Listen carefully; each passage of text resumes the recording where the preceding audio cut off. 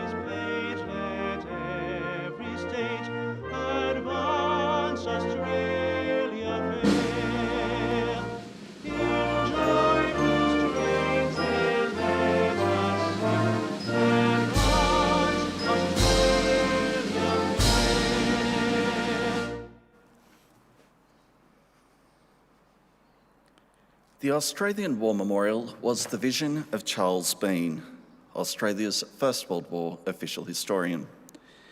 Bean landed with the Australian troops on Gallipoli and stayed with them at the front through to the end of the war. The idea of this national memorial and museum came to him at Pozières, France, in the depths of the bloody fighting of 1916. Bean's idea was that this would be a place where families and friends could mourn their loved ones buried in faraway places. It would also be a place that could help all Australians understand what these men and women had endured and what they had done for us. Bean's vision, to which we remain true, is best expressed as inscribed in the entrance to the memorial's galleries. Here is their spirit, in the heart of the land they loved, and here we guard the record which they themselves made. Tonight, we'll read the story behind just one of those on the Roll of Honour, which lists the names of more than 102,000 men and women who have given their lives for us in war and on operations for more than a century. But first, we present a lament, Flowers of the Forest. Wreaths or floral tributes will now be laid at the base of the Pool of Reflection.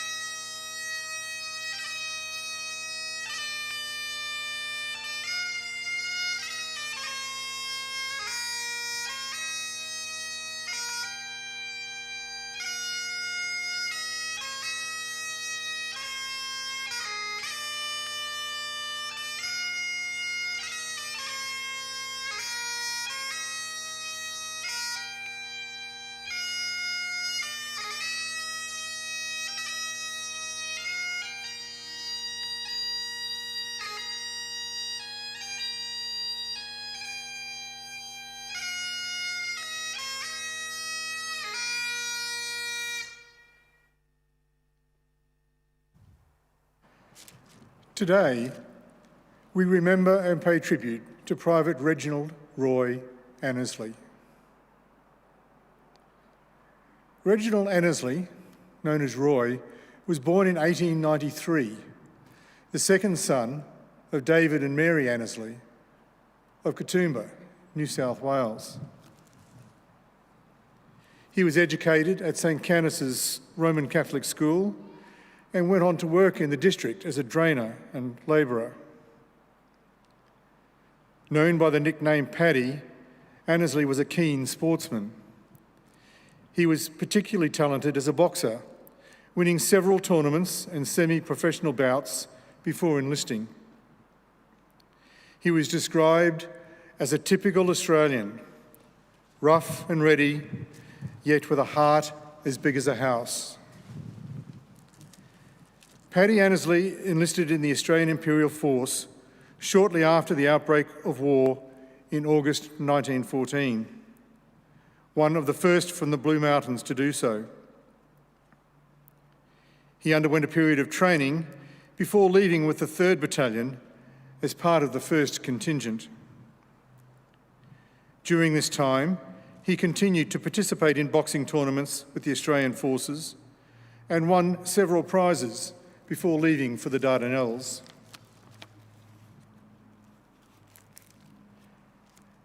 At 6:15 a.m. on the 24th of April 1915, the men of the 3rd Battalion left the island of Lemnos bound for Gallipoli.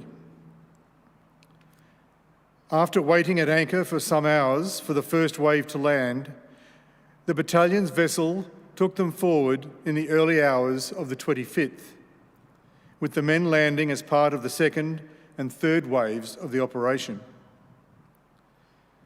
Shortly after landing, the men pressed forward to the 2nd ridge, capturing it from the Ottoman defenders and establishing a line in the face of stiff opposition.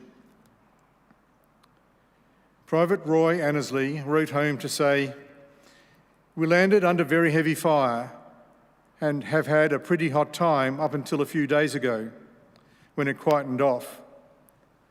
We are through the worst of it now, and everything is going fine." In fact, he'd been so concerned that his mother would worry that he had sent a cablegram within the first week saying, "All's well, don't worry." Shortly after midnight, on the 19th of May, the Turks launched a large-scale attack at several points along the Australian line. The 3rd Battalion were ready when the attack reached their part of the front at 2:45 a.m.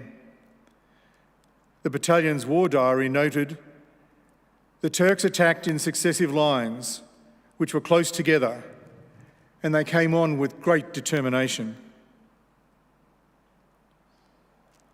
Although initially hard to make out in the darkness, the enemy soldiers became visible as the sun came up, and the battalion made good headway in repelling their attack. While the Turks suffered extremely heavy losses, the 3rd Battalion lost fewer than 100 men, with 42 of them killed. One of those killed in action was Private Roy Paddy Annesley. When news of his death reached Katoomba, flags were flown at half-mast across the mountains. Most difficult for the family was the delay in letter delivery. For several weeks after the notification of his death, the Annesleys continued to receive letters reassuring them that all was well.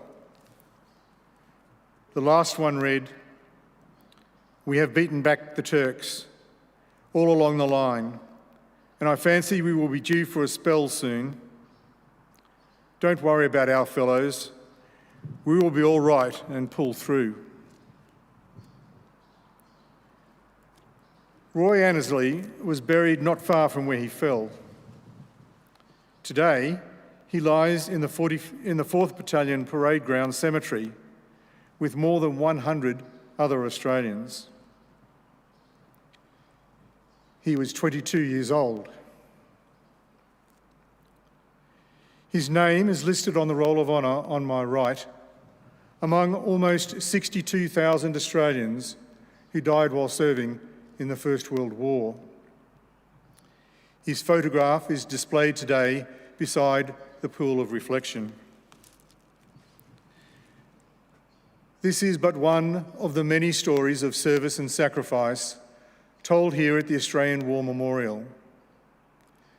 We now remember Private Reginald Roy Annesley, who gave his life for us, for our freedoms, and in the hope of a better world.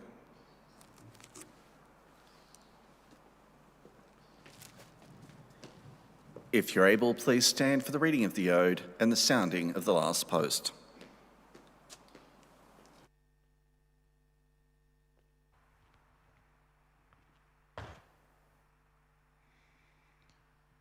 They shall grow not old, as we that are left grow old.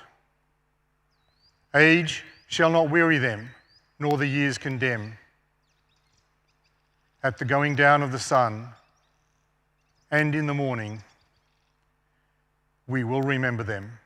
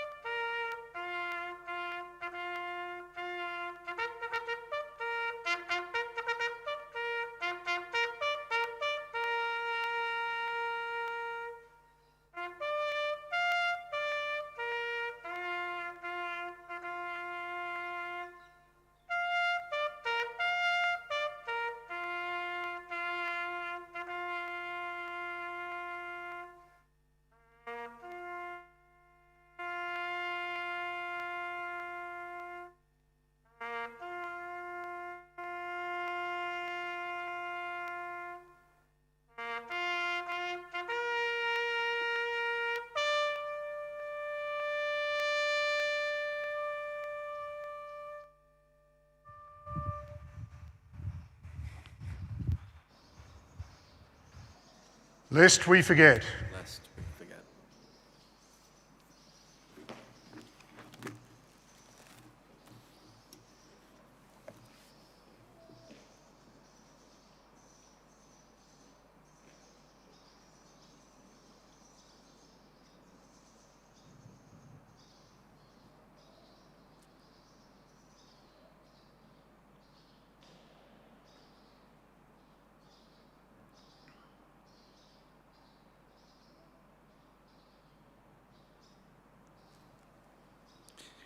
We leave you this evening with the words of the memorial's founder, Charles Bean.